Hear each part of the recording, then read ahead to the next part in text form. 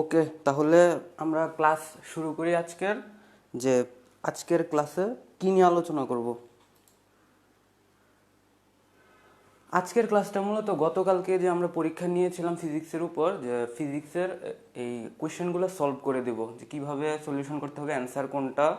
আর physics কোয়েশ্চেনটা করছিল যে আমাদের আলোড়নেরই ইনস্ট্রাক্টর আনাস আহমেদ, আর আজকে সলিউশন ক্লাসটা আমি নিতেছি।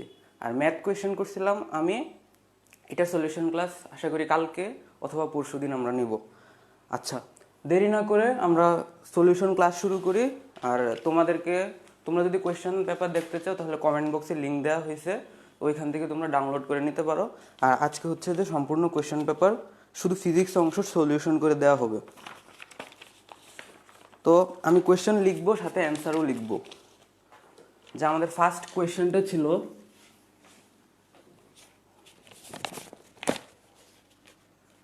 কোয়েশ্চেন নাম্বার 1 ছিল যে ভেক্টর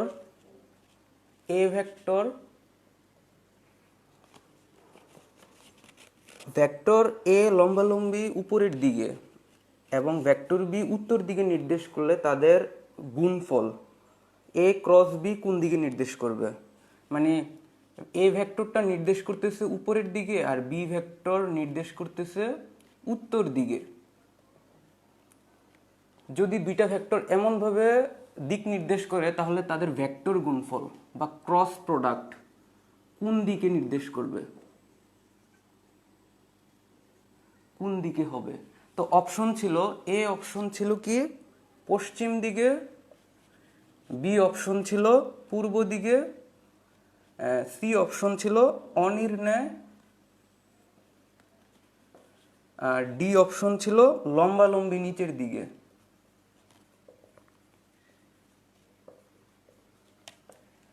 এখন আমরা এটা আগে ড্র করা ট্রাই করি, ফিগার আউট করা ট্রাই করি যে আমাদের এ ক্রস বি এর দিক কোন দিকে কাজ করবে। আচ্ছা, প্রথমে আমরা দিক নির্দেশ করি। যেহেতু আমার এই বোর্ডটা হচ্ছে একটা তল, মানে এক তল বিশিষ্ট, তাহলে আমরা এখানে আগে দিকগুলো নির্দেশ করি। এই পাশটা যদি হয় ইস্ট, এটা ওয়েস্ট, নর্থ, সাউথ। এখন এখানে বলতেছে যে এ লম্বালম্বি উপরের দিকে, এ লম্বালম্বি উপরের দিকে কাজ করতেছে, তার মানে ধরে নেই যে এই বোর্ডের সাথে লম্বালম্বি উপরের দিকে। তো এই বোর্ডের আমরা এই নীল মার্কারটা দিয়ে যদি দেখাই তাহলে এটা হচ্ছে এ ভেক্টর। এ ভেক্টর লম্বালম্বি উপরের দিকে কাজ করতেছে। এখন বি ভেক্টর কাজ করতেছে উত্তর দিকে, তার মানে এখানে রেড পেনটা দিয়ে যদি দেখাই তাহলে এভাবে কাজ করতেছে। এখন বলতেছে যে এ ক্রস বি, মানে এ ক্রস বি কোন দিকে কাজ করতেছে, তাহলে এ ভেক্টর থেকে বি ভেক্টরের দিকে। ঠিক আছে, আমরা যদি হাত ঘুরাই এ ভেক্টর থেকে বি ভেক্টরের দিকে যখন যাই, এ ভেক্টর থেকে বি ভেক্টরের দিকে যদি আমরা হাতের সবগুলো আঙ্গুল ঘুরাই তাহলে আমার বৃদ্ধা আঙ্গুল কোন দিকে যাচ্ছে, আমাদের বৃদ্ধা আঙ্গুল কিন্তু পশ্চিম দিকে যাচ্ছে, ওয়েস্ট। তার মানে এই কোয়েশ্চেনের অ্যান্সার কি, যে বুঝতে পারছো কিনা তোমরা, যে আমরা এটাকে এ ভেক্টর ধরলাম, এরপর এটাকে বি ভেক্টর ধরলাম, কারণ বলতেছে যে বি ভেক্টর উত্তর দিকে, যেহেতু বি ভেক্টর উত্তর দিকে এবং এ ভেক্টর হচ্ছে যে লম্ব বরাবর উপরের দিকে, লম্ব বরাবর উপরের দিকে। তো এখন লম্ব বরাবর উপরের দিকে যদি হয় তাহলে এ ক্রস বি কোন দিকে হবে। এখন কোনো একটা তলে, সাপোজ যে আমার একটা তলে এ ভেক্টর এখানে কাজ করতেছে, বি ভেক্টর এদিকে কাজ করতেছে, দুইটা ভেক্টরের টেল টু টেল আমরা জয়েন করছি। এখন টেল টু টেল জয়েন করার পর ভেক্টর দ্বয়ের ক্রস গুণফল কি নির্দেশ করবে। দুইটা ভেক্টরের ক্রস গুণফল অবশ্যই একটা ভেক্টর হবে, একটা ভেক্টর রাশি ডিফাইন করবে, মানে এটা ভেক্টর রাশি বলে। আচ্ছা, তাহলে আমরা দিক কিভাবে ডিফাইন করব, যেহেতু এ ক্রস বি একটা ভেক্টর রাশি হবে, একটা মান থাকবে ওদের সাথে একটা দিক থাকবে। সো আমরা দিকটা নির্ণয় করি যে একটা তলে যখন দুইটা ভেক্টর রাশি কাজ করে এবং তাদের ক্রস গুণফলের ফলে দিক দুইটা হইতে পারে, এক উপরের দিকে লম্বালম্বি অথবা নিচের দিকে। যেমন এ ক্রস বি, এ থেকে যখন বি এর দিকে যাব তখন আমার বৃদ্ধাঙ্গুল কি ভিতরের দিকে। তাহলে আমরা বলতে পারি যে ভিতরের দিকে কি হবে, ক্রস নাকি ডট, ক্রস। তার এ ক্রস বি এর ডিরেকশন ক্রস। এখন উল্টাটা যদি হিসাব করি, যে বি থেকে এর দিকে যদি আমরা হিসাব করি তাহলে কি বাইরের দিকটা, যে আমার বৃদ্ধ আঙ্গুল বি থেকে এর দিকে, বি ক্রস এ, যদি এমনভাবে আমরা হিসাব করি ভেক্টর দুইটা ক্রস প্রোডাক্ট কি হবে, তাহলে এর দিক হইতেছে ডট। কেন? কারণ এ ক্রস বি আর বি ক্রস এ কি সমান না? অবশ্যই না, কারণ তাদের মান সমান হতে পারে বাট তাদের কিন্তু ডিরেকশন বিপরীত দিকে। যেহেতু এটাও একটা ভেক্টর রাশি, এটাও একটা ভেক্টর রাশি, দুইটা এই ভেক্টর রাশি সমান হইতে হলে মান এবং দিক উভয়ই সমান হইতে হবে। যেহেতু তাদের মান সমান হতে পারে বাট দিক বিপরীত দিকে, তাহলে দুইটা সমান না।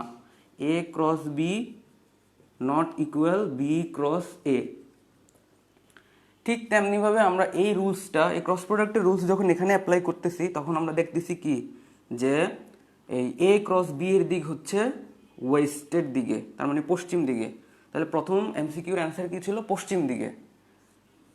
প্রথম এমসিকিউর অ্যান্সার পশ্চিম দিকে। এটা ভেক্টর ক্রস প্রোডাক্টের একটা ম্যাথ ছিল, যে এই একদম বেসিক কনসেপ্টের একটা কোয়েশ্চেন ছিল। আমরা জাস্ট এখানে ঘুরে দেওয়া হয়েছে, আমরা কেবল একটা তলে, নির্দিষ্ট তলের মধ্যে হচ্ছে যে দুইটা ভেক্টরের ক্রস প্রোডাক্ট করি, আর দিক হইতে পারে উপরের দিকে অথবা ভিতরের দিকে। এখন উপরের দিকে বা ভিতরের দিকে হচ্ছে এখানে একটা ভেক্টর দিয়ে দেওয়া হয়েছে, আর নির্ণয় করতে হবে যে তাদের লব্ধি বা লব্ধি না, মানে ক্রস প্রোডাক্টের গুণফলটা কোন দিকে প্রকাশ করতেছে। আচ্ছা, আশা করি এটা সবাই বুঝতে পারছে। এখন আমরা পরবর্তী কোয়েশ্চেনে যাই।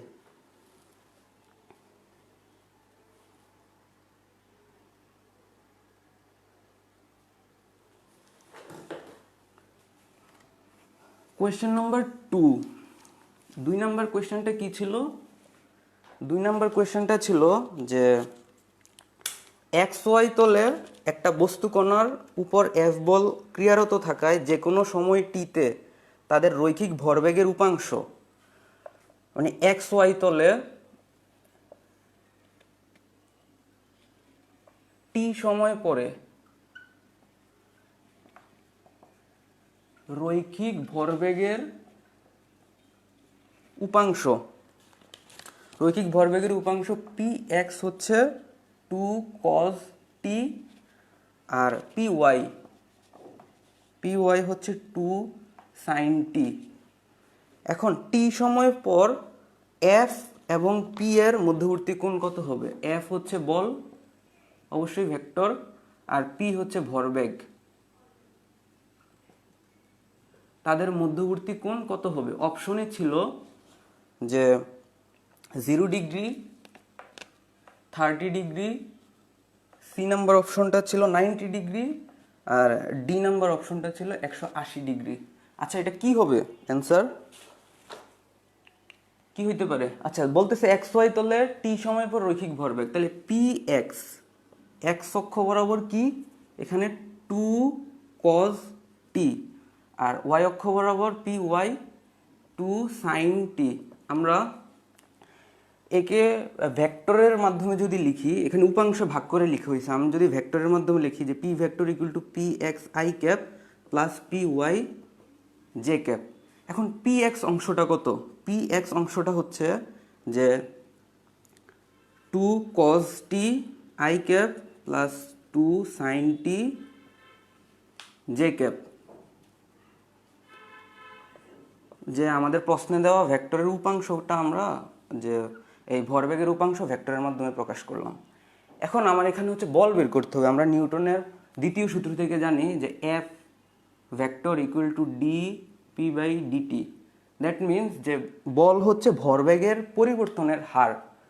ঠিক আছে, এখন এই যে এফ ভেক্টর, তাহলে এফ সমান কি হবে? এফ সমান হবে ডি ভরবেগের পরিবর্তনের হার ইকুয়াল, তাহলে প্রত্যেকটা উপাংশ, তাহলে পি এক্স টি এর সাপেক্ষে ডিফারেন্সিয়েট করতে হবে প্লাস পি ওয়াইকে টি এর সাপেক্ষে ডিফারেন্সিয়েট করতে হবে। তার মানে প্রত্যেকটা উপাংশ আলাদা আলাদাভাবে ডিফারেন্সিয়েট করতে হবে। এরপরে আমরা কি পাবো? এতটুকু অংশ কি দেখা যাইতেছে? এখানে করি যে এখন এফ ভেক্টর সমান হবে যে পি এক্স, মানে এখানে 2 cos টি ডিটি এর সাপেক্ষে, মানে টি এর সাপেক্ষে ডিফারেন্সিয়েট যদি আমরা করি, আর এখানে হবে কি যে টি এর সাপেক্ষে ডিফারেন্সিয়েট করব। দুইটা উপাংশকে, ভরবেগের রৈখিক ভরবেগের দুইটা উপাংশকে যদি আমরা আলাদা আলাদাভাবে এই টি এর সাপেক্ষে করি, তাহলে আমরা বলেরও আলাদা আলাদা বরাবর উপাংশ পাচ্ছি এখানে।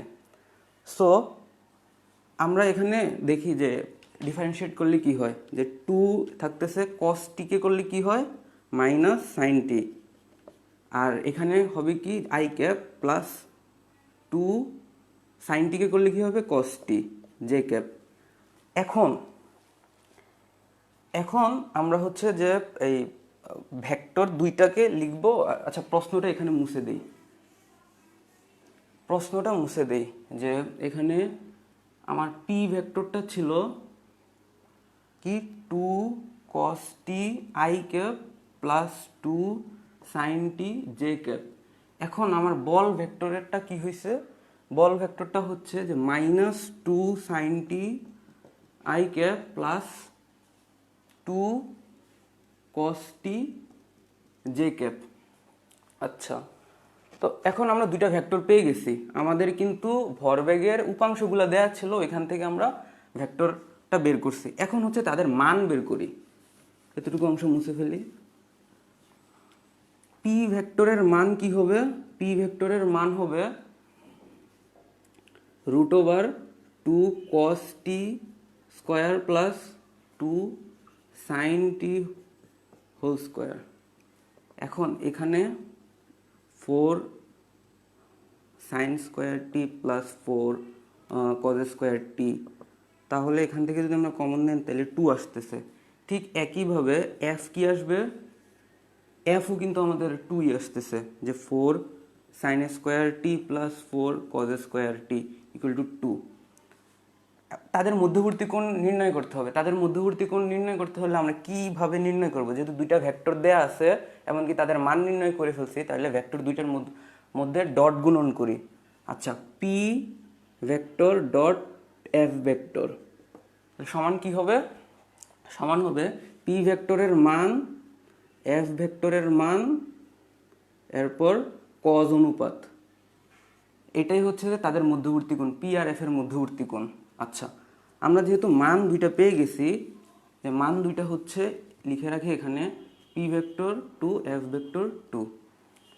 তো এখন হচ্ছে আমরা cos থিটা বের করব। cos থিটা সমান P vector dot F vector আর পি ভেক্টরের মান এফ ভেক্টরের মান। আচ্ছা, এখন এখানে হচ্ছে যে আমরা ভেক্টর দুইটার ডট প্রোডাক্ট করব। ডট প্রোডাক্টের মানে হচ্ছে যে প্রত্যেকটা একক ভেক্টর, সেম একক ভেক্টরগুলো পরস্পর গুণ হবে। যে এখানে কি হবে, আই এর অনুপাত মানে আই এর সহগগুলা বা উপাংশগুলা বা এক্স অক্ষের উপাংশগুলোর সাথে এক্স অক্ষের উপাংশের গুণ হবে। তাহলে 2 cos t minus 2 sin t আর plus 2 sin t into 2 cos t। তো কি হইল এখানে, আর নিচে হবে 2 ইন্টু 2। তাহলে এখানে আমরা দেখতেছি যে minus 4 cos t sin t plus 4 sin t cos t divided by 4। উপরে কি হইতেছে, উপরে হচ্ছে 0, নিচে 4, তার মানে অ্যান্সার 0। মানে অ্যান্সার 0 না, cos থিটা 0। cos থিটা 0 কখন হয়, যখন থিটা ইকুয়াল 90 ডিগ্রি। তার মানে ভেক্টর পি আর এফ এর মধ্যবর্তী কোণ 90 ডিগ্রি টি সময় পর। তাহলে টি সময় পর তাদের মধ্যবর্তী কোণ কত ছিল, 90 ডিগ্রি। এর অ্যান্সার হচ্ছে 90 ডিগ্রি। আমাদের কোয়েশ্চেনে কি বলছে, যে টি সময় পর এফ এবং পি এর মধ্যবর্তী কোণ কত ডিগ্রি, তার মানে টি সময় পর তাদের মধ্যবর্তী কোণ হবে 90 ডিগ্রি। আশা করি এটা বুঝতে পারছো। না বুঝতে পারলে কমেন্টে জানাইতে পারো যে ক্লিয়ার কিনা, যে এক্সপ্লেনেশনটা তোমাদের কাছে ক্লিয়ার কিনা। এখানে আসলে বিশেষ কিছু করা হয় নাই, তোমাদের জানাশোনা সব টপিক। কোয়েশ্চেনে পি এক্স আর পি ওয়াই, তার মানে ভরবেগের এক্স এবং ওয়াই উপাংশ দেয়া ছিল। তো আমরা ওইখান থেকে হচ্ছে পি ভেক্টরটা বের করছি এবং পি ভেক্টর থেকে পি এর মানটা বের করছি, পি এর মান আর পি ভেক্টর থেকে হচ্ছে যে এফ ভেক্টর আর এফ এর মান বের করছি বল। তো এরপর বল ভেক্টরটা বের করার পর আমরা হচ্ছে বল ভেক্টর আর পি ভেক্টরের মধ্যবর্তী কোণ নির্ণয়ের জন্য ডট প্রোডাক্ট করছি। তো ডট প্রোডাক্ট করার ফলে হচ্ছে আমরা মধ্যবর্তী কোণ নির্ণয় করতে পারছি। কারণ ডট প্রোডাক্টের মাধ্যমে আমরা দেখতেছি যে কি পাইতেছি, ডট প্রোডাক্টের মাধ্যমে কিন্তু আমরা মান পাচ্ছি, যে মানটা পাচ্ছি ওইটা স্কেলার, এর কোনো ডিরেকশন নাই, দিক নাই। সো আমরা এখান থেকে এই কস থিটার অনুপাত বের করে, কস থিটার অনুপাত আমরা পাই 0, যে কস থিটার মান 0 অনুপাত। তো অনুপাত এই 0 কখন হয়, যখন হচ্ছে তাদের মধ্যবর্তী কোণ 90 ডিগ্রি, তখনই হয় যে ভেক্টরদ্বয়ের মধ্যবর্তী এই এফ আর পি এর মধ্যবর্তী কোণ 90 ডিগ্রি। আশা করি এক্সপ্লেনেশনটা তোমাদের কাছে ক্লিয়ার। আচ্ছা, কোনো কোয়েশ্চেন আছে কিনা আমি কমেন্ট বক্স একটু চেক করতেছি।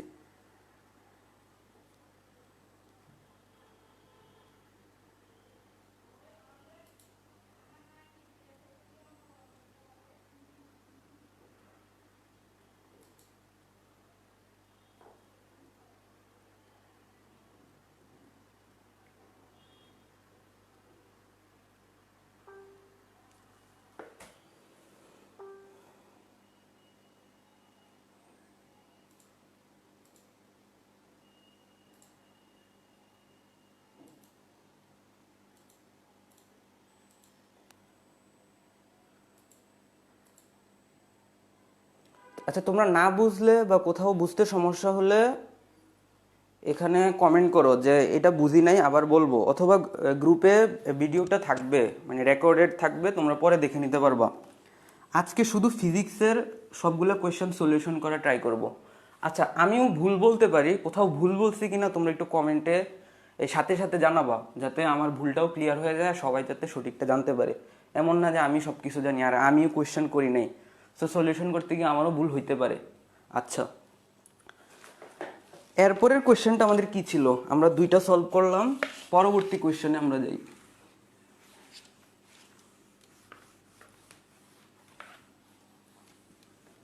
পরবর্তী কোয়েশ্চেনটা ছিল যে 1 এবং 2 এককের দুইটি বল যথাক্রমে x0 আর y0 অক্ষ বরাবর ক্রিয়া থাকলে তাদের লব্ধি নির্দেশক সরলরেখা, লব্ধি নির্দেশক সরলরেখার সমীকরণ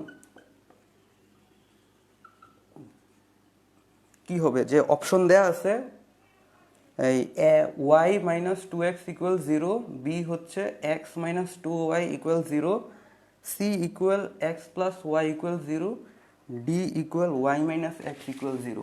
এখন কোনটা হবে সঠিক অ্যান্সার? আমরা এটা করার ট্রাই করি যে 1 একক কাজ করতেছে এখানে, আর 2 একক কাজ করতেছে এখানে। আচ্ছা, দেখে নেই যে 1 একক কাজ করতেছে x ইকুয়াল টু 0 বরাবর, আর y ইকুয়াল টু 0 বরাবর 2 একক বল কাজ করতেছে। আচ্ছা, x ইকুয়াল টু 0 কখন? x ইকুয়াল টু 0 হচ্ছে যখন y অক্ষের উপর অবস্থান করতেছে। তার মানে আমি যদি এক্স ওয়াই একটা তল নেই, তাহলে x ইকুয়াল টু 0 হবে যেখানে y অক্ষ বরাবর অবস্থান করতেছে। তার মানে এখানে 1 একক বল অবস্থান করতেছে, 1 নিউটন। আর এখানে অবস্থান করতেছে y ইকুয়াল টু 0 কখন? যখন হচ্ছে x অক্ষ বরাবর। তাহলে x অক্ষ বরাবর হলে তখন কি হবে? যে 2 নিউটন বল কাজ করতেছে, তাহলে তাদের লব্ধি হবে ঠিক এই বরাবর আর। তাহলে আর এর মান কত? আর এর মান হবে, যেহেতু তাদের মধ্যবর্তী কোণ 90 ডিগ্রি, তাহলে 1 square √1 square plus 2 square equal √5 Newton. এখন বলতেছে যে তাদের লব্ধি নির্দেশক সরলরেখার সমীকরণ কি হবে? তাহলে আমরা এখানে মধ্যবর্তী কোণটা নির্ণয় করি, ধরলাম যে x অক্ষের সাথে থিটা ডিগ্রি কোণ উৎপন্ন করে, তাহলে এটা 1 নিউটন, এখানে আমরা লম্ব এঁকে বলতে পারি। সো tan থিটা ইকুয়াল কি? লম্ব বাই ভূমি, লম্ব হচ্ছে 1 আর ভূমি হচ্ছে 2। তাহলে tan থিটাই কিন্তু আবার কি, যে ঢাল কোনো সরলরেখার, আমরা সরলরেখার সমীকরণ যখন এই গঠন করি ঢাল থেকে, তখন কি বলে যে x অক্ষের সাথে ধনাত্মক x অক্ষের সাথে উৎপন্ন কোণই হচ্ছে ঢাল। তার মানে ধনাত্মক x অক্ষের সাথে উৎপন্ন কোণ। তাহলে আমরা ধনাত্মক কিভাবে বিবেচনা করতেছি? যে ঘড়ির কাঁটার বিপরীত দিকে ঘূর্ণনের ফলে এই সরলরেখা, নির্দেশক সরলরেখা যে কোণ উৎপন্ন করতেছে ওই কোণটাই হচ্ছে ঢাল। তাহলে এখানে আমরা এই লব্ধি নির্ণয় করলাম, এখন এখানে পয়েন্ট বা বিন্দু নির্ণয় করি যে আর এর অবস্থান কোথায়। আচ্ছা, এখন এক্স অক্ষ বরাবর 2 একক আর ওয়াই অক্ষ বরাবর কত একক, 1 একক। তাহলে এই বিন্দু বা এই সরলরেখার এখানের বিন্দুটা হচ্ছে 2 1। তো এই সরলরেখার উপস্থিত একটা বিন্দু নেই এক্স ওয়াই, আর এখানে ঢাল দেয়া আছে হাফ, আমরা বের করছি হাফ। সো ঢাল equal del Y by del X. এখন মানে ওয়াই স্থানাঙ্কের পরিবর্তন বা এক্স স্থানাঙ্কের পরিবর্তন। এখন আমরা এখান থেকে কি মেজার করব, যে এই এক্স স্থানাঙ্কের পরিবর্তন 2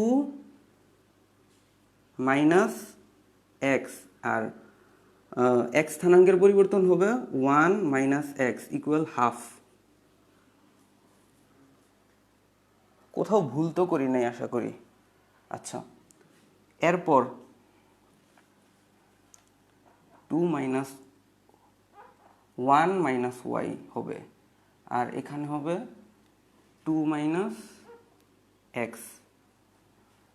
তো এখন আমরা আর গুণ করে দেই, যে 2 minus 2y equal 2 minus x. এখন এক পাশে যদি নিয়ে আসি, 2 minus 2y minus 2 plus x equal to 0। So এখানে কি হইতেছে, যে minus 2y plus x equal to 0। এটারে যদি আমরা সাজায় লিখি, x minus 2y equal to 0। আচ্ছা, এমন কি সমীকরণ আছে কি না? হ্যাঁ, আমাদের এমন অ্যান্সার আছে। এটা হচ্ছে এক্স মাইনাস 2y ইকুয়াল 0। আচ্ছা, এটা কিন্তু পুরোটা ম্যাথ ছিল, যে ম্যাথের সরলরেখা চ্যাপ্টারে আমরা যে সমীকরণ গঠন পড়ি, কীভাবে সমীকরণ গঠন করতে হয়, আমরা কেবল সমীকরণ গঠন করছি। এখানে আসলে ফিজিক্সের নলেজ কেবল লাগতেছে কাজে, যে লব্ধি নির্ণয়ের প্রয়োজনই পড়ে না, আমরা এটা শুধু শুধু করছি, দরকার পড়বে না এটা বের করার। কেবল আমরা ওই যে ভেক্টর লব্ধি, যে এক্স অক্ষের সাথে কত ডিগ্রি কোণ উৎপন্ন করে বা কি অনুপাতে আছে, সে অনুপাতটা বের করছি, যাতে ওই অনুপাতটা আমরা সরলরেখার সমীকরণের ঢাল বের করতে, মানে ঢালের মাধ্যমে প্রকাশ করতে পারি। এরপর ঢাল থেকে আমরা এর নর্মাল সরলরেখার সমীকরণ যেভাবে গঠন করতে হয় ওইভাবে আমরা গঠন করতে পারছি। আশা করি এটা ক্লিয়ার তোমরা সবাই। 3 নম্বর কোয়েশ্চেনটা, এখন পরবর্তী কোয়েশ্চেনটা সলভ করি। এটা মানে বিশেষ কিছু ছিল না, যারা ম্যাথ ভালো পারবে, মানে ম্যাথ পারে, যে সরলরেখা সমীকরণ, তারাই এটা পারবে, এটা সলভ করতে পারবে। আর এখানে ম্যাথের নলেজটাই কাজে লাগছে। পরবর্তী কোয়েশ্চেনটা ছিল যে দুইটি একক ভেক্টর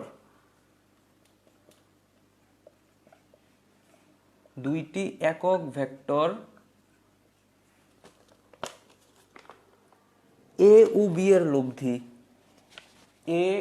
এর লব্ধি একটি একক ভেক্টর আর একটা একক ভেক্টর, মানে তাদের লব্ধি একক ভেক্টর, তাদের এই বিয়োগফলের লব্ধির মান কত এবং এ ও বি এর মধ্যবর্তী কোণ কত।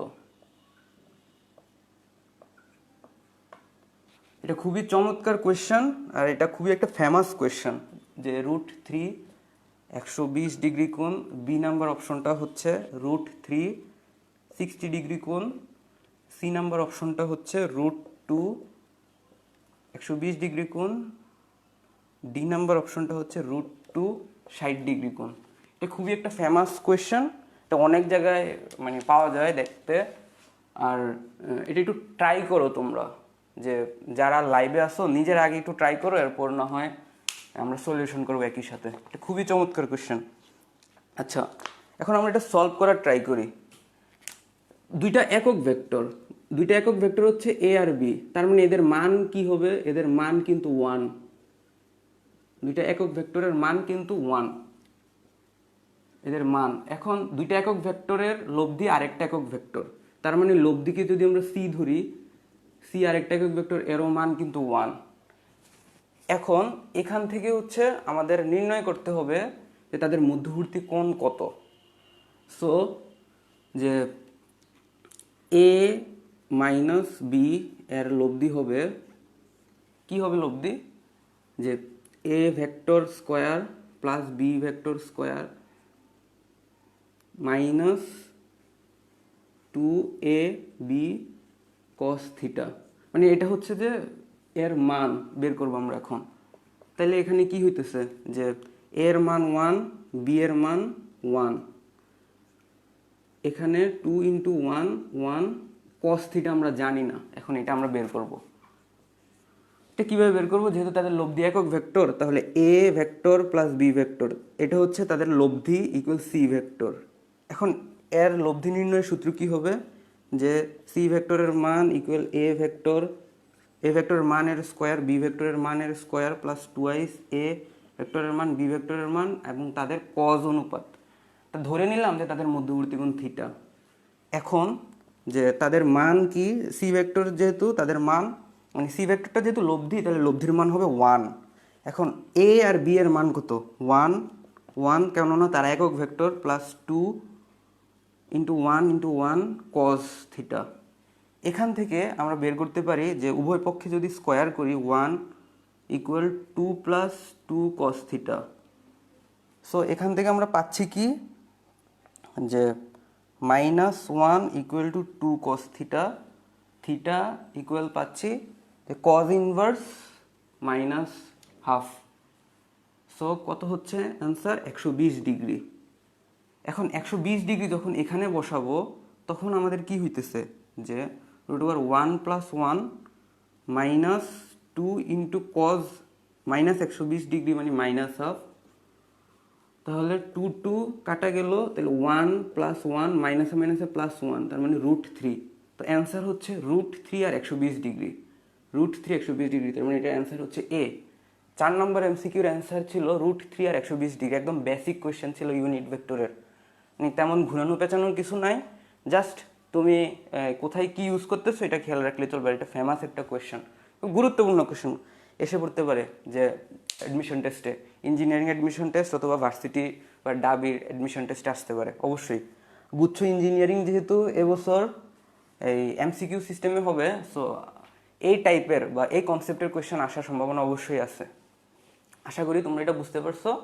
আমরা পরবর্তী কোয়েশ্চেনে যাব। যদি না বুঝতে পারো কমেন্ট সেকশনে জানাও।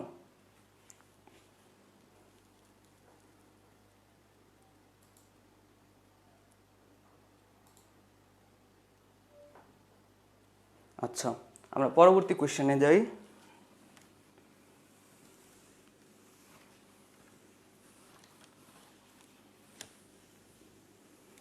আচ্ছা, এটা মুছে ফেলি, আমরা উপর থেকে কোয়েশ্চেন লিখব। পরবর্তী কোয়েশ্চেনটা ছিল যে একটা ভেক্টর এ, একটা ভেক্টর ক্ষেত্র মানে ভেক্টর ফিল্ড এ, যার মান মানে মানের একক হচ্ছে যে m−2, তবে del dot del cross A vector রাশিটির একক কত? আচ্ছা, এখানে ডেল দ্বারা বোঝানো হয়েছে নাবলা অপারেটর। আর অপশনে ছিল এ নাম্বার অপশনটা ছিল m−4, বি নাম্বার অপশনটা ছিল m−3, সি নাম্বার অপশনটা ছিল m−2, ডি নাম্বার অপশনটা ছিল m। এখন এইটা খুবই গুরুত্বপূর্ণ একটা কোয়েশ্চেন, গুরুত্বপূর্ণ টপিক। এই টপিক থেকে আসলে কোয়েশ্চেন আসেই না অনেক জায়গায় অ্যাডমিশন টেস্টে, বাট এই কোয়েশ্চেনটা আসছিল সাস্ট, শাহজালাল বিজ্ঞান ও প্রযুক্তি বিশ্ববিদ্যালয়ে, যদি আমি ভুল না করি 17-18 সালে আসছিল। মানে আমরা যখন পরীক্ষা দিছি এর 1 বছর আগে আসছিল, খুব সম্ভবত, ভুল হইতে পারে, অথবা আরও 2 বছর আগে আসছে। আচ্ছা, এটা মানে কোয়েশ্চেন দেখে অনেক কিছু বোঝা যায় না আসলে কি মিন করছে। কোনো একটা রাশির একক যদি হয় m−2, m হচ্ছে মিটার বা সামথিং অন্য কিছু হইতে পারে, ধরে নিলাম যে এখানে মিটার। তো এল যদি হয় একটা দৈর্ঘ্য বা ডিস্টেন্স, ধরলাম ডি ডিস্টেন্স, একক মিটার, 1/d কি হবে? একক কি হবে? 1/d এর একক 1/মিটার বা মিটার ইনভার্স 1। যখন কোনো একটা রাশির এই d/1/d যদি আমরা গুণ করি, 1/d ইন্টু 1/d যদি আমরা গুণ করি তাহলে কি হবে? 1/d²। এর অনুপাত মানে এর এককটা কি হবে? এর একক হবে m−2। তার মানে এমন টাইপের রাশি, একটা ভেক্টর রাশি, ঠিক আছে? আমরা জানি না যে রাশিটা কেমন, ধরে নিতে পারি যে রাশিটা এমন টাইপের, ভেক্টর ফিল্ডের যেহেতু বলতেছে, তাহলে এই টাইপের রাশির একক হচ্ছে m−2। তো কোনো একটা রাশি যখন এক্সপোনেনশিয়াল বা ঘাত সহ ওই ধরনের রাশির যদি আমরা ডিফারেন্সিয়েট করি তাহলে রাশির ঘাত কি পরিবর্তন হয়। আর রাশির ঘাত পরিবর্তন হয়ে কেমন হয়, বাড়ে না কমে? অবশ্যই কমে। লাইক আমরা যদি এক্স ইনভার্স -1 এর ডিফারেন্সিয়েট করি, এক্সের সাপেক্ষে কি হবে, যে X to the power N এর কি হয়, X to the power N plus 1 divided by N, এটা তো আমি ইন্টিগ্রেশন করে ফেলতেছি, X to the power N হবে N into X to the power N minus 1। Differentiate যখন আমরা করব, তো নাবলা অপারেটর কিন্তু ডিফারেন্সিয়েশনই, যে পার্শিয়াল ডিফারেন্সিয়েশন, যে কোনো একটা অক্ষের সাপেক্ষে যখন সম্পূর্ণ ফাংশনটার ডিফারেন্সিয়েট করা হয়। আচ্ছা, আর নর্মাল ডিফারেন্সিয়েট হচ্ছে যে যার সাপেক্ষে করা হচ্ছে শুধু ওই রাশির জন্যই প্রযোজ্য, মানে এক চলক বিশিষ্ট। আর এক নাবলা অপারেটরের ডিফারেন্সিয়েশন বা পার্শিয়াল ডিফারেন্সিয়েশন হচ্ছে যে একাধিক চলকের জন্য একই সাথে কীভাবে করা যাবে, যে পরিবর্তনগুলো কীভাবে হচ্ছে এক একটা অক্ষ বরাবর, এক একটা অপারেটর। আচ্ছা, নাবলা একটা অপারেটর। তো এখন আমরা বুঝতে পারতেছি যে রাশিটা কেমন আকৃতির। এখন একে যদি একবার ডিফারেন্সিয়েট করি, এই টাইপের রাশিকে ধরে নিলাম 1/x², তাহলে একে যদি একবার ডিফারেন্সিয়েট করি কি হবে, একবার ডিফারেন্সিয়েট করলে লাইক এমন, একবার ডিফারেন্সিয়েট করলে আমাদের হচ্ছে যে -2 ইন্টু এক্স টু দি পাওয়ার -2 + 1 -1, তার মানে হচ্ছে -2 into X to the power -3, আরও এক ঘাত কমে গেছে।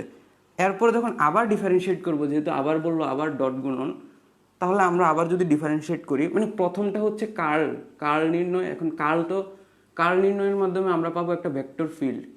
এই ভেক্টর ফিল্ড বা ভেক্টর রাশিটা আবার ডট গুণন করতে হবে, ঠিক আছে? ডট গুণন করে আমরা হচ্ছে এই ইয়েটা পাবো, রাশির একক কী হবে বা রাশিটা কেমন হবে ওই টাইপটা জানতে পারবো। তাহলে এরপরে আমরা আরেকবার ডিফারেন্সিয়েট করি, -2 এক্স টু দি পাওয়ার, এটা যদি আবার ডিফারেন্সিয়েট করি তাহলে কি হবে, যে -2 থাকলো এখানে X, -2 into -3 X to the power 3 -1, that means 6 X to the power -4, মানে 6/x টু দি পাওয়ার 4। এই রাশির একক কী হইতে পারে, 1/m টু দি পাওয়ার 4, আর মানে m ইনভার্স -4।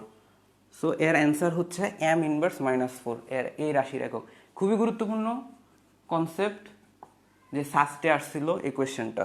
আমরা এই ইঞ্জিনিয়ারিং এমসিকিউতেও এই কোয়েশ্চেনটা অনেকবার পরীক্ষায় দিছিলাম, যে অনেকে এইটা ভুল করে, যে মুখস্থ করে ফেলে m টু দি পাওয়ার -4 হবে। এমন তো ঘুরে দিতে পারতো, যে এখানে দিয়ে দিত লাইক এমন, তখন কি হইতো, তখন অবশ্যই 2 ঘর বাড়তো। তার মানে m two the power -n যখন থাকবে তখন কি হবে, যে প্রথমবার 1 বাড়ছে -n -1, এরপরের বার কী হবে, আরও বাড়বে। লাইক হয়ে যাবে এরকম যে সামথিং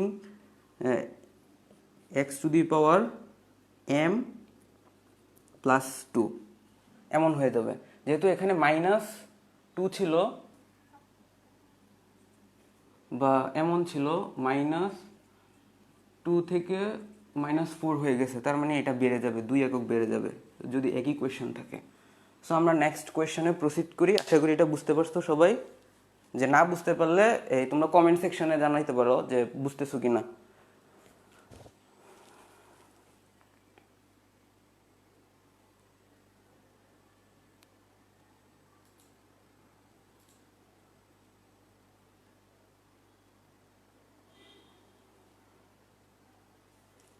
আচ্ছা, তোমরা মেনশন দিতে থাকো, বাট আসল কথা হচ্ছে যে ওই সব দিকে নজর না দিয়ে ক্লাস করো, কারণ ক্লাস করাটা একটু জরুরি।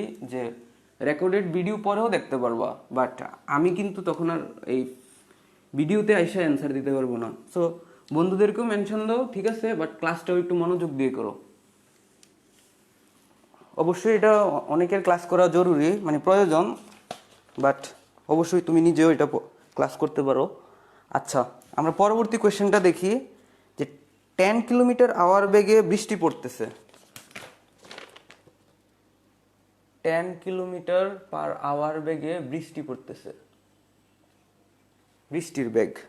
আচ্ছা, এখানে বলে দেই বৃষ্টি কারণ নাম না, ঠিক আছে, বৃষ্টি উপর থেকে পড়তেছে। সো অন্য কেউ নিজের নাম মনে করবা না। আচ্ছা, 60 কিলোমিটার/আওয়ার বেগে বাতাস পূর্ব থেকে পশ্চিমে বইছে। আচ্ছা, আমরা দিকটা নির্দেশ করে ফেলি। এটা ইস্ট, ওয়েস্ট, নর্থ, সাউথ। তো 60 কিলোমিটার, আচ্ছা একবার ফিগার আউট করে ফেলি এখানে, যে বাতাস পূর্ব হতে পশ্চিমে বইতেছে, বাতাস, যে কত বেগে? বাতাসের বেগ হচ্ছে, ধরলাম বাতাসের বেগ হলো 60 কিলোমিটার/আওয়ার। আর বৃষ্টির বেগ হচ্ছে 10 কিলোমিটার/আওয়ার। 10 কিলোমিটার/আওয়ার।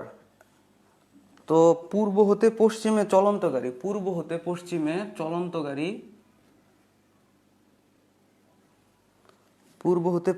চলন্ত গাড়ির বেগ কত হলে শুধুমাত্র পেছনের কাচ ভিজবে? ওয়াও, অনেক কঠিন কোয়েশ্চেন।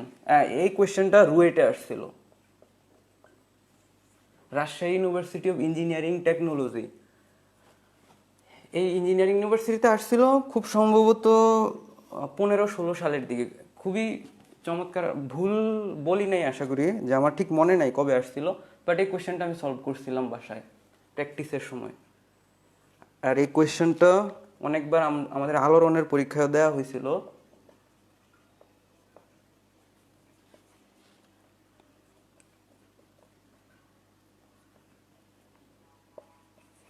ডি নাম্বার অপশন হচ্ছে 60 কিলোমিটার/আওয়ার থেকে বেশি।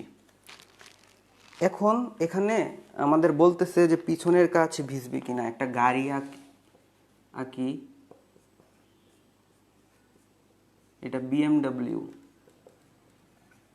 আচ্ছা, তো এই গাড়িতে কেউ একজন চড়তেছে, যে প্রশ্ন করছে, মানে আনাস তাহমিদ, সে আসলে এই গাড়িতে চড়তেছে। তো সেই গাড়িতে চড়তে গিয়ে মেবি চিন্তা করতেছিল যে বাইরে বৃষ্টি পড়তেছে, ভিজবে কিনা, না জানি কি, হয়তো অন্য কোনো কিছু হইতে পারে। আচ্ছা, যাই হোক, এখন এইটা ভিজবে কিনা দেখি, কেউ এটা নিজে একটু ট্রাই করে দেখতে পারো, তারপরে না হয় করি।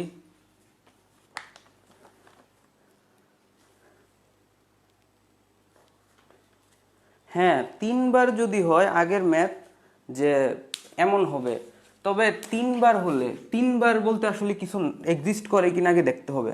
আমি বললাম যে এখানে ডেল ক্রস এ, এটা ভেক্টর অবশ্যই। এখানে তুমি বুঝতেছো যে এটা কি নির্দেশ, এটা কিন্তু কার্ল। তো একটা ভেক্টর, কার্ল থেকে আমরা একটা ভেক্টর পাচ্ছি। এরপরেও আমরা এই রাশিটাকে ডেল করলে কোনো মিনিংফুল রাশি আসি কিনা, মানে 3বার যে বলতেছে অনেকে, যে 3বার 4বার n বার হইতে পারে, ঠিক আছে, রাইট, বাট কোয়েশ্চেনে যা দেওয়া ছিল ওইটা মিনিংফুল একটা জিনিস ছিল। এখন অনেকে বারবার ডিফারেন্সিয়েশন করতেছি, ব্যাপারটা হচ্ছে নর্মাল ডিফারেন্সিয়েশন না, ঠিক আছে। একটা রাশিকে আমরা n সংখ্যকবার ডিফারেন্সিয়েট করি, বাট এখানে পার্শিয়াল ডিফারেন্সিয়েশন দিয়ে বোঝানো হইতেছে যে এটা ফিজিক্যাল কোয়ান্টিটি, একটা ভৌত রাশি মিন করতেছে। সো আমাদের মানে আউটপুটটা আর কি ভৌত রাশি মিন করতেছে। সো আমাদের নর্মাল ডিফারেন্সিয়েশনের ক্ষেত্রে হইলে অবশ্যই n সংখ্যকবার করি, বা সামথিং লাইক, যে আমরা নিজেদের মতন করে কোয়েশ্চেনটা পরিবর্তন করতে পারবো।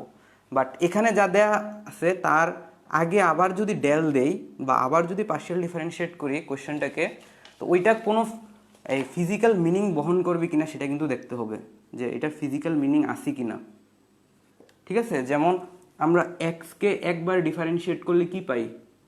ভি পাই, মানে সরণকে একবার ডিফারেন্সিয়েট করলে ব্যাগ পাই, ব্যাগকে ডিফারেন্সিয়েট করলে ত্বরণ পাই, ত্বরণকে ডিফারেন্সিয়েট করলে আমরা এই জার্ক নামক একটা জিনিস পাই। এরপরে এটা কিন্তু অনেক সময় মানে আমাদের বইতে দেয়া নাই, বা আমরা অনেকে জানি না যে ত্বরণকে ডিফারেন্সিয়েট করলে কি হয় এক্সের সাপেক্ষে, টি এর সাপেক্ষে। এখন একে আবার ডিফারেন্সিয়েট করলে কি কিছু আসবে না, এরপরে আর কোনো এগুলোর ফিজিক্যাল মিনিং নাই। বুঝতে পারছি যে তুমি ফাংশনকে ডিফারেন্সিয়েট করো, যে ম্যাথের ফাংশনকে ডিফারেন্সিয়েট করো, ফিজিক্যাল মিনিং লাগবে না, রাশি যতক্ষণ পর্যন্ত জিরো হচ্ছে না ততক্ষণ পর্যন্ত ডিফারেন্সিয়েট করতে পারবো। বাট ফিজিক্সের কোনো একটা ফিজিক্যাল কোয়ান্টিটি যদি ডিফাইন করতে হয় আর ডিফারেন্সিয়েট করে যদি না পাই, তাহলে এর মিনিং নাই, মিনিংলেস। সো আশা করি তুমি অ্যান্সারটা পাইছো, জারিফ। আচ্ছা, আমরা নেক্সট ম্যাথটা করি। এখানে এখানে গাড়ির ব্যাগ,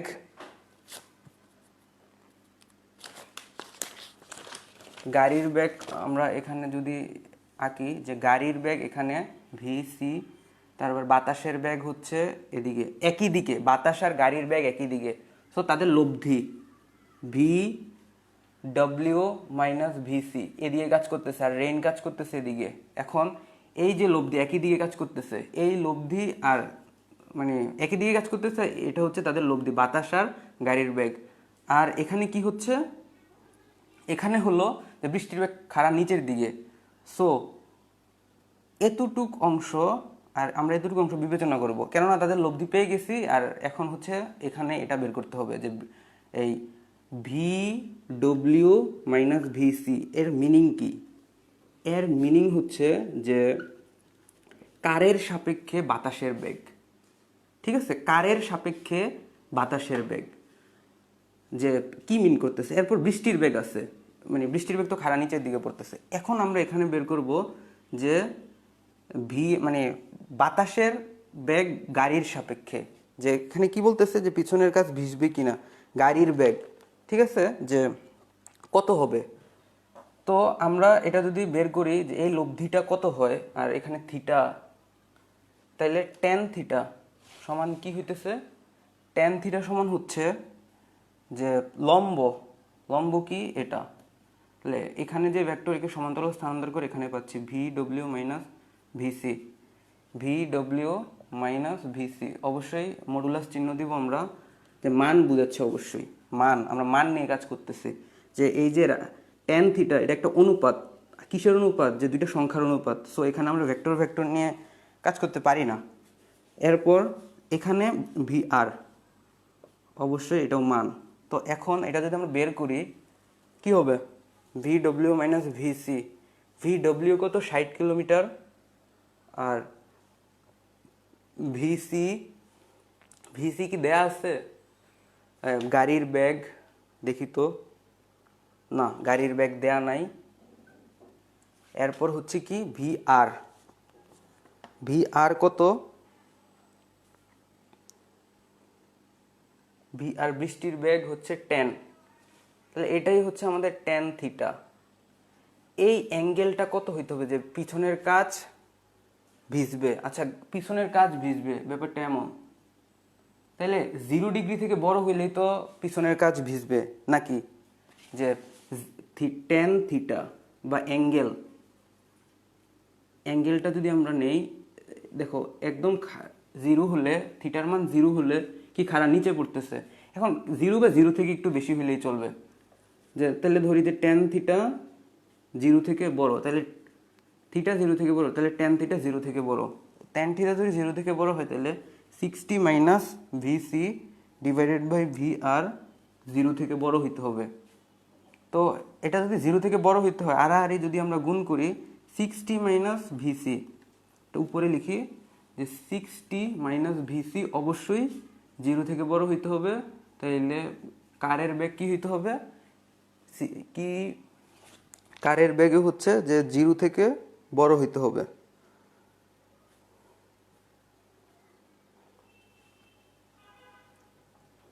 আমরা বাতাসের বেগ কত নিলাম, এই ভি ডব্লিউ, আচ্ছা এখানে ভি ডব্লিউ লিখি, ভি ডব্লিউ ভিসি, সো এটার অ্যান্সার কি হচ্ছে যে 60 কিলোমিটার থেকে কম হইতে হবে। আশা করি এটা তোমরা বুঝতে পারছো।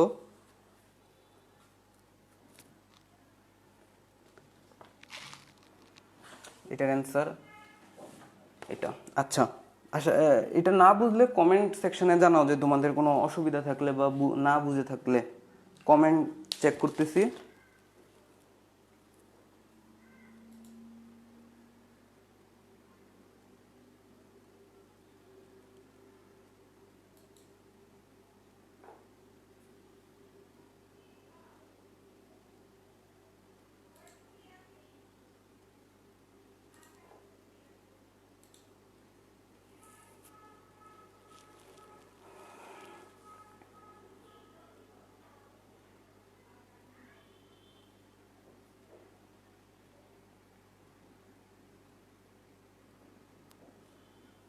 আচ্ছা, আমরা পরবর্তী ম্যাথের দিকে আগাই। যে পরবর্তী ম্যাথ আমাদের কি ছিল? পরবর্তী এই এমসিকিউটা ইজি ছিল, যে কোনটি ভেক্টর রাশি, কোনটি ভেক্টর রাশি, এখানে ভেক্টর রাশি কোনটি, কোনটি ভেক্টর রাশি, এটা তোমরা কমেন্ট সেকশনে জানাও যে এটা রাশি কোনটা। প্রথমটা হচ্ছে পীড়ন, বি অপশন হচ্ছে ম্যাগনেটিক ফ্লাক্স, চৌম্বক ফ্লাক্স, সি অপশন হচ্ছে টাইম, ডি হচ্ছে চৌম্বক প্রাবল্য ম্যাগনেটিক ফিল্ড। কোনটা ভেক্টর রাশি এটা কমেন্টে জানাও তোমরা, যারা এই লাইভটা দেখতেছো আর যারা পরীক্ষা দিছো তোমরা কমেন্টে এটা জানাও, যে এটার অ্যান্সার বলতে যাচ্ছি না আমি।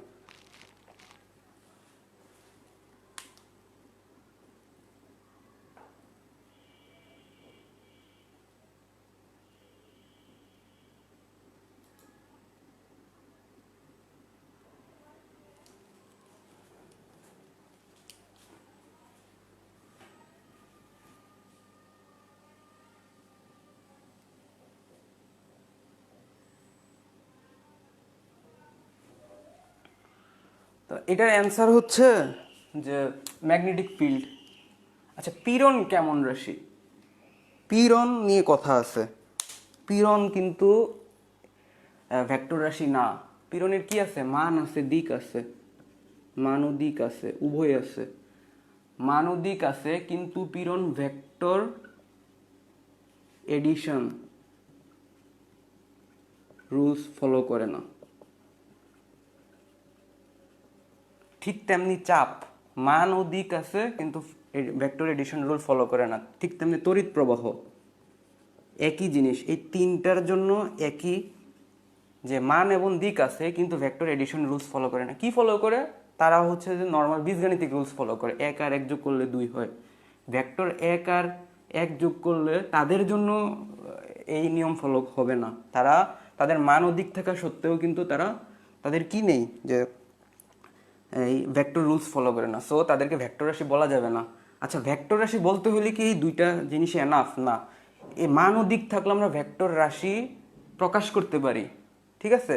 এখন ভেক্টর রাশি ফাইন্ড আউট করতে হলে, দুইটার পাশাপাশি আরেকটা জিনিস দরকার, সেটা হচ্ছে যে অবশ্যই ভেক্টর এডিশন রুল ফলো করতে হবে। যেমন ম্যাগনেটিক ফিল্ড সেই রুলস ফলো করে, তাই আমরা বলি যে ম্যাগনেটিক ফিল্ড একটা ভেক্টর রাশি। টাইম স্কেলার রাশি, মৌলিক রাশি, ঠিক আছে? এটা কোনোভাবে ভেক্টর হতে পারে না। Magnetic flux phi B, magnetic flux equal to magnetic field dot area, মানে এরিয়া ভেক্টর। আমরা জানতাম কি যে এরিয়া স্কেলার রাশি, এটা ভুল। যে কোনো একটা রাশি স্কেলার নাকি ভেক্টর, এটা বলার আগে, এটা জিজ্ঞেস করার আগে বলা উচিত যে এই রাশিটা কোন ক্ষেত্রে।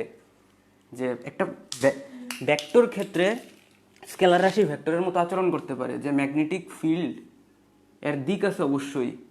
সো আমরা এখান থেকে যদি একটা এরিয়া নেই, এখান থেকে যদি এরিয়া কাট করি, অবশ্যই এর দিক থাকবে, ঠিক আছে? যে দিক থাকবে, তখন আমাদের বলতে হবে যে ভেক্টর ফিল্ডে এরিয়া কি, অবশ্যই এরিয়াও একটা ভেক্টর রাশি, এর দিক থাকবে। সো এরিয়াও ভেক্টর, আর এখানে ম্যাগনেটিক ফিল্ডও ভেক্টর।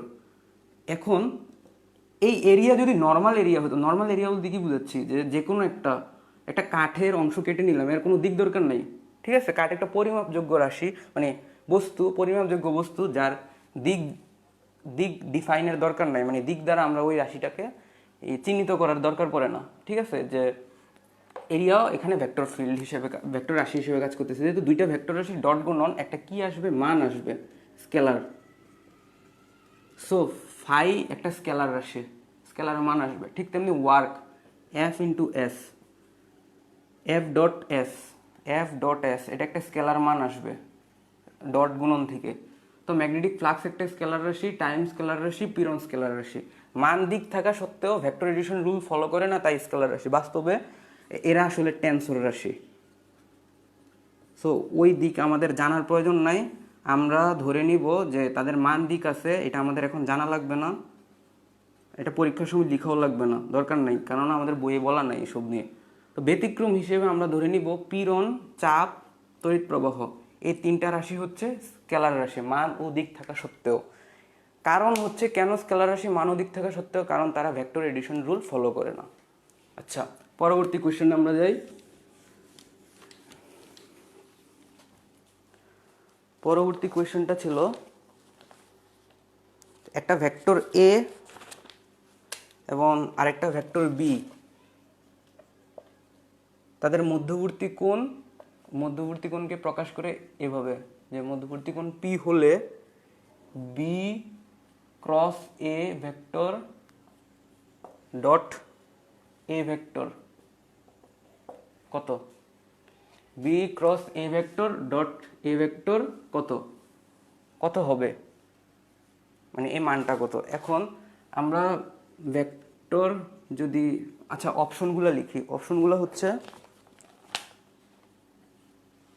যে B A square cos P, তারপর B A square sine P.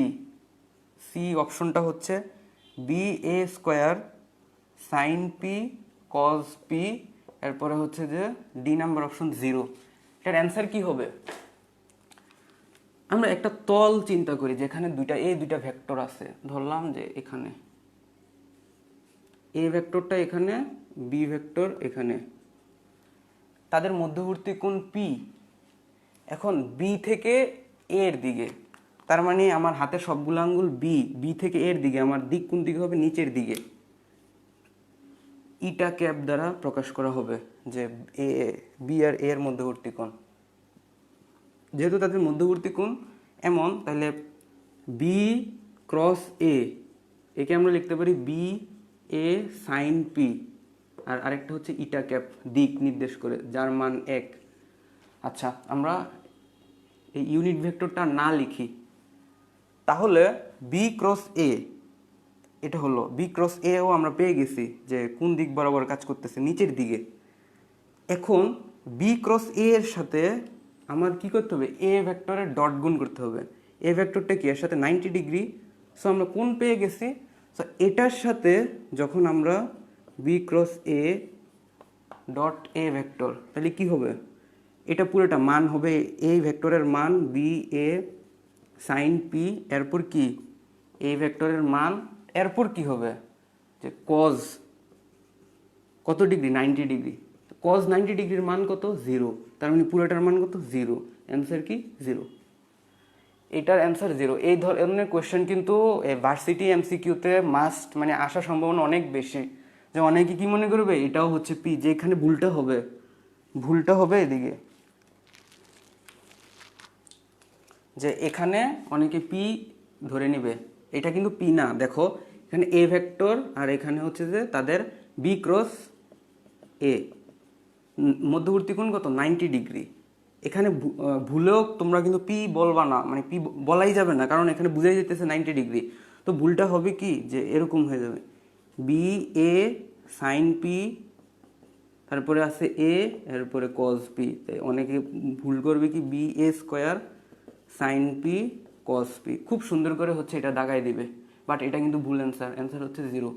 আরেক টাইপের ভুল হইতে পারে যে এটাও অপশনে দেয়া আছে, এরপর হচ্ছে খুব সুন্দর করে উপরে 2 সাইন পি কজ পি দিবে, এরপর বি এ স্কোয়ার, আবার এখানে হাফ দিয়ে দিবে, তার মানে হাফ বি এ স্কোয়ার এই 2i সাইন 2p। খুব সুন্দর, এই অপশনটাও দেয়া থাকতে পারে। যখন এটা দিবা খুব মানে ভাল লাগবে আর কি, যে শূন্য পাবা, মানে যেটার অরিজিনাল রেজাল্ট তোমার মার্কও দিবে অরিজিনাল, মানে রিয়েল অ্যান্সারটাই তোমার মার্ক দিয়ে দিবে, তখন তুমি এমন দাগাবা। তো এটার অ্যান্সার হচ্ছে 0। আচ্ছা, পরবর্তী ম্যাথে আমরা আগাই।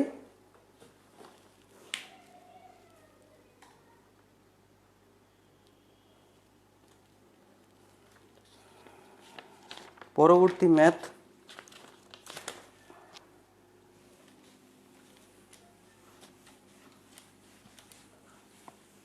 ম্যাথটা আমাদের কি ছিল, যে একটি বস্তুকণার বেগ V equal 2i cap minus 4j cap metre per second, আর এর ত্বরণ ভেক্টর ছিল minus 2i cap plus 4j cap metre per second. তাহলে গতি কেমন, বস্তুকণার গতি কেমন? এ অপশন হচ্ছে একমাত্রিক 1D অসমতরণ, বি অপশন ছিল যে দ্বিমাত্রিক দ্বিমাত্রিক সমতরণ, সি অপশন হচ্ছে যে একমাত্রিক সমতরণ, ডি অপশন হলো যে দ্বিমাত্রিক অসমতরণ। সবার কি মনে হয় এটা কি? দুই মাত্রিক, আই জে আছে, এরপর হচ্ছে যে এখানে আই জে আছে। আরে এটা হলো কি যে আমরা যদি করি তো ব্যাগও 2D, ত্বরণও 2D, তাহলে এটা 2D মাস্ট কনফার্ম। এই যে এখানে দেখতেছি, তার মানে ত্বরণটা পরিবর্তন হইতেছে, তার মানে এটা অ্যান্সার 2D। আবার অনেকে কনফিউশনে থাকবে, ত্বরণ তো পরিবর্তন হইতেছে না, তার মানে সমতরণ। আবার অনেকে অ্যান্সার এটা দিবে। আসলেও তো এগুলোই তো অ্যান্সার হবে নাকি? আমারও তাই মনে হইতেছে, বি অথবা ডি অ্যান্সার। কি হবে অ্যান্সার কমেন্টে বলো তো। আমার মনে হচ্ছে যে এটা বি অ্যান্সার। আচ্ছা আমরা করি। আমরা যে যখন বলি যে এই ভাগ হরিণকে দৌড়াইতেছে, ঠিক আছে, আমরা ম্যাথগুলা করছি 9-10-এ থাকতে ম্যাথগুলা করছিলাম যে ভাগ হরিণের পিছনে এত বেগে দৌড়াচ্ছে, হরিণও এত বেগে দৌড়াইতেছে। আচ্ছা যদি ভাগ এভাবে দৌড়ায় আর হরিণও যদি ঠিক সামনে থাকে, বা একটা ধানক্ষেত চিন্তা করো, বা বনের মাঝখানে এভাবে দৌড়াইতেছে, ব্যাগ ভি ভেক্টর, এখানেও ভি ভেক্টর, ঠিক আছে। যে আমরা কি জানি এই ভাগ যে দৌড়াচ্ছে ওই ম্যাথগুলোও কিন্তু কি বলি একমাত্রিক গতির জন্য। বাট এখানে যদি আমি 2i প্লাস 2j দিয়ে দেই, এটা কি দ্বিমাত্রিক হয়ে গেছে? মানে গতি কি দ্বিমাত্রিক? কি মনে হয়? না। দেখো মান নির্ণয় করি, মান নির্ণয় করলে মানটা যখন পরিবর্তন হবে না তখন বলবো যে এটা কি ধ্রুবক। আমরা মানটা দেখতেছি যে 2² + 2², এখানে মানটা কি হইতেছে যে √4 + 4 8, মানে √8। তো কি 2√2, ব্যাগ হচ্ছে 2√2, মানে এটাই আমরা 9-10-এ এই জিনিসটা পড়ে আসছি যে ভাগ দৌড়াচ্ছে 10 মিটার/সেকেন্ড ব্যাগে, ব্যাগে দৌড়াচ্ছে সামনের দিকে, পেছনের দিকে, উত্তর দিকে, দক্ষিণ দিকে।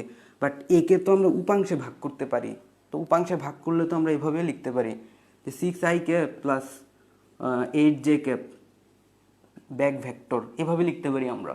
তো এভাবে লিখলে কি হয়, এখানে কিন্তু এটা ব্যাগ না, এটা কিন্তু দ্রুতি, এটা দ্রুতি, কেননা একটা দিক নাই। যদি দিক বলে দিত তাহলে কিন্তু এটা ব্যাগ, দিক যখন বলে দিতেছে তখন হচ্ছে এটা ব্যাগ প্রকাশ পাচ্ছে। বাট যখন ব্যাগ প্রকাশ পাচ্ছে তখন কিন্তু একমাত্রিকই আমরা চিন্তা করতেছি যে একই সরলরেখা বরাবর বা একই লাইনে দৌড়াচ্ছে বা একই তলে আছে। একই তলে থাকা ফ্যাক্ট না, মানে সরলরেখায় অবস্থান করতেছে, গতিটা একমাত্রিক গতি। আচ্ছা এটা কি একমাত্রিক গতি না? কেন একমাত্রিক গতি নেই? অবশ্যই একমাত্রিক গতি এটা। কেন? কারণ হচ্ছে যে এখানে 6 একক i মানে 6 একক হচ্ছে x অক্ষ বরাবর, আর 8 একক হচ্ছে y অক্ষ বরাবর উপাংশ। তাহলে এর লব্ধি কি? লব্ধি হচ্ছে 10 মিটার/সেকেন্ড বেগে। এই যে θ° কোণে সামথিং বা সামথিং একটা কোণে দৌড়াচ্ছে, তো এটা তো একমাত্রিক গতি। সে কি 2 অক্ষ বরাবর দৌড়াচ্ছে নাকি? বা তার 2 অক্ষ বরাবর কি উপাংশ পরিবর্তন হচ্ছে না? যেহেতু উপাংশগুলো পরিবর্তন হচ্ছে না, তাহলে এটা কি ধরনের গতি? একমাত্রিক গতি অবশ্যই। এখন যদি বলা হইতো 2i 2j প্লাস 3k, এখন কোনো উপাংশই হচ্ছে যে পরিবর্তন হইতেছে না সময়ের সাপেক্ষে, তাহলে এর মানও কিন্তু একটা কনস্ট্যান্ট মান আসবে। এই 3 অক্ষ বরাবর যে আমরা উপাংশ বিভক্ত করলাম, বাট এর লব্ধি বের করলে কিন্তু একটা কনস্ট্যান্ট মান আসবে। তখন আমরা কি বলবো? যে এটা একমাত্রিক গতি। দ্বিমাত্রিক গতি হইতে হলে কি হয়? আমরা প্রাসের ক্ষেত্রে দেখছি যে x অক্ষ বরাবর ব্যাগ আর y অক্ষ বরাবর ব্যাগ কি হচ্ছে? পরিবর্তন হচ্ছে। সময় মানে অবস্থান কি হইতেছে? অবশ্যই পরিবর্তন হচ্ছে। ওইখানে হচ্ছে পরিবর্তন হয় যে আমরা যখন প্রাসের ম্যাথটা করি বা প্রাসের ইকুয়েশন সলভ করি, তখন x অক্ষ বরাবর আর y অক্ষ বরাবর পরিবর্তন হচ্ছে সময়ের সাথে সাথে। যে ভি এক্স লিখি যে ভি এক্স কি ভি নট কস থিটা, আর ভি ওয়াই লিখি, ঠিক আছে, ভি ওয়াই হচ্ছে ভি নট মাইনাস এই V nought sine theta minus half GT square. আবার স্মরণের সমীকরণ যখন লিখি না, স্মরণের ক্ষেত্রে আমরা কি লিখি, যে এক্স ইকুয়াল কি লিখতেছি, যে ভি নট টি, আর ওয়াই ইকুয়াল কি হয়, কি লিখতেছি, মানে এক্স অক্ষ বরাবর হচ্ছে ভি এক্স টি, আর ওয়াই বরাবর লিখতেছি যে U X T minus half GT square. একটু আগে ভুল লিখছিলাম, ভি ওয়াই এর সমীকরণ, ভি ওয়াই হবে যে ভি নট মাইনাস জিটি, মানে V nought sine theta minus GT. আচ্ছা যাই হোক, যে এখানে কথা হচ্ছে যে সময়ের সাথে সাথে কিন্তু পরিবর্তন হইতেছে। তুমি বলতে পারতেছো না যে এটা কনস্ট্যান্ট, এখানে বলা যায় না প্রাসের ক্ষেত্রে, দুইটাই পরিবর্তনশীল। বাট এখানে কি এটাও কিন্তু উপাংশ, মানে আমরা যে হিসাব করতেছি অবস্থান ভেক্টর দিয়ে, লাইক এখানে অবস্থান করতেছে আর ভেক্টর, আর ভেক্টরকে প্রকাশ করব R X I cap plus R J, মানে আর ওয়াই জে ক্যাপ। এখানে আর এক্সও সময়ের সাথে পরিবর্তন হয়, আর ওয়াইও সময়ের সাথে পরিবর্তন হইতেছে, তখন সেটা হচ্ছে দ্বিমাত্রিক গতি। বাট এখানে কিন্তু উপাংশগুলো সময়ের সাথে পরিবর্তন হইতেছে না, বা অবস্থানের সাথেও কিন্তু পরিবর্তন হচ্ছে না। সো আমরা বলতে পারতেছি যে এখানে ভি ভি ভি এর মানটা কি হচ্ছে, যে two two square plus four square, তাহলে সমান কি 4 প্লাস 16 রুট 20। এটা একটা কনস্ট্যান্ট ভ্যালু, মানে ধ্রুবক মান, এর কোনো পরিবর্তন নাই সময়ের সাথে। এও কিন্তু একটা কনস্ট্যান্ট ভ্যালু, তাহলে root 20 metre per second square. দেখো এর মানও পাইছি, ভি এর মানও পাইছি। এখন এটাকে দ্বিমাত্রিক গতি অবশ্যই না, তার মানে এটা একমাত্রিক গতি। একমাত্রিক গতি এখন সমতরণ নাকি অসমতরণ, দেখো ত্বরণটা কিন্তু কনস্ট্যান্ট, ত্বরণ পরিবর্তন হচ্ছে না, তার মানে এটা সমতরণ। এটার অ্যান্সার হবে সি। এই ধরনের গতি দেখলে যেখানে হচ্ছে সময়ের সাথে পরিবর্তন হচ্ছে না, এই যে আমরা সেকেন্ড ম্যাথটা করছিলাম যেখানে পি পি এক্স কী ছিল, টুয়াইস মেবি টুয়াইস সাইন টি, দেখো সময়ের সাথে সাথে কিন্তু এক্সের পরিবর্তন হচ্ছে, এক্স অক্ষে ভরবেগের পরিবর্তন হচ্ছে, ওইটা ছিল দ্বিমাত্রিক ভরবেগের সমীকরণ। একটু খেয়াল করলেই দেখবা, যে কোয়েশ্চেনে খেয়াল করলে দেখবে যে সময়ের সাথে সাথে পরিবর্তন হবে। তো এখানে কিন্তু সেই পরিবর্তনটা নাই। সো আমরা এখানে কি বলতে পারি, যে এটা একমাত্রিক গতি প্রথমত। এখন ত্বরণটা যেহেতু কনস্ট্যান্ট, সো বলা যায় যে এটা এই সমতরণ। আমাদের অ্যান্সার হলো সি। এখানে আই জে কে দেখে মনে করো না যে এগুলা দ্বিমাত্রিক গতি ত্রিমাত্রিক গতি। আই জে কে থাকলেই কেবল, উপাংশে বিভক্ত করা থাকলেই কেবল মাত্রিক বিশ্লেষণ করা যায় না, বা মাত্রা বলা যায় না, কয় মাত্রার গতি হইতেছে বা ব্যাক কয় মাত্রার এই সেই। মানে এখানে ত্বরণ বলতে ত্বরণের মানটা যদি বেশি পরিবর্তনশীল হতো তাহলে বলতাম যে এটা অসমতরণ, বা আর ভিতরে যদি টি থাকতো, মানে 2t প্লাস 4t স্কোয়ার, তখন হচ্ছে এটা দ্বিমাত্রিক গতি নাকি ত্রিমাত্রিক গতি নাকি গতির পরিবর্তন নিয়ে আমরা আলোচনা করতাম। এখন এখানে এগুলো কনস্ট্যান্ট ভ্যালু, এর মান একটা নির্দিষ্ট। আশা করি তোমরা এটা বুঝতে পারছো।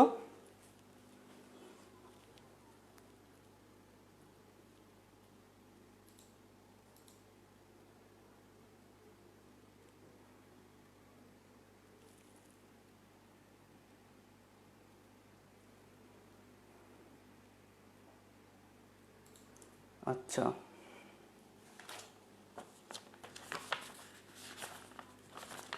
একজন বলতেছে যে 1 নাম্বার কোয়েশ্চেনের ইনফিনিট সলিউশন না, অনির্ণেয় না। এটা তুমি একটু এই ভিডিওটা শেষ হলে আবার দেখে নিও। মানে যে ফার্স্ট হইছো নিশাত, সে বলতেছে যে ভিডিওটা মানে আমরা শেষ করলে এরপর হচ্ছে একটু প্রথম থেকে দেখে নিও। আচ্ছা, পরবর্তী কোয়েশ্চেনে যাই আমরা। অলরেডি 1 ঘন্টার উপরে হয়ে গেছে। আজকে কি আমরা আর করব? আজকে এতটুকু পর্যন্তই থাকুক। আমরা আগামীকাল আবার বাকি সবগুলা সলিউশন করব আশা করি। যে তোমরা যারা হচ্ছে ভিডিওগুলো মানে ভিডিও দেখতেছো বা এই লাইভে আসো, তোমরা আশা করি যারা ক্লাস করছো সবাই বুঝতে পারছো। আর যদি ক্লাসে না বুঝে থাকো তাহলে কমেন্টে জানাও, আমাকে ইনবক্স করতে পারো, অথবা এই তোমরা আগামীকালকের লাইভে হচ্ছে যে এগুলা কমেন্ট করতে পারো, যেখানে যেখানে বুঝো নাই বা কোথায় বুঝো নাই কী সমস্যা। আশা করি সবগুলো অ্যান্সার দিতে পারবো। তবে এমন না যে আমি সব কিছু পারি, আমাদের সাথে আরও অনেকে আছে, যে আনাস তামিদ যে হচ্ছে ফিজিক্স কোয়েশ্চেন করছে, আমি ওর এইটার সলিউশন নিয়ে ক্লাস নিতেছি। সো আমি যদি কোথাও ভুল করি সে বলবে, সে আছে কমেন্টে দেখবে। বা আমাদের সাথে আরও অনেকে আছে, যে তোমাদের যত সমস্যা আছে ওইগুলো গ্রুপে শেয়ার করতে পারো। আমরা গ্রুপটা খুলছি হচ্ছে যে সবাই সহযোগিতা করার জন্যে। আর এই পরীক্ষাগুলোর প্রতি শুক্রবারে পরীক্ষা হবে। কিসের উপর হবে? যে যারা এইচএসসি 21-22 শিক্ষার্থী, তাদের সিলেবাস বিবেচনা করে আমরা এমনভাবে পরীক্ষা নিতেছি যাতে সবাই পরীক্ষায় অংশগ্রহণ করতে পারে। যারা বর্তমানে অ্যাডমিশন ক্যান্ডিডেট এইচএসসি 20 তারাও যাতে পরীক্ষায় অংশগ্রহণ করতে পারে, এরপর এইচএসসি 21 তারাও যাতে পারে, এইচএসসি 22 তারাও যাতে পারে। সো এমনভাবে হচ্ছে আমরা পরীক্ষার সিলেবাস করে দিতেছি যেন সবার পরীক্ষা দিতে সুবিধা হয়। আর পরীক্ষার সলিউশন ক্লাস আশা করি আমরা নিতে পারবো সবার সহযোগিতায়।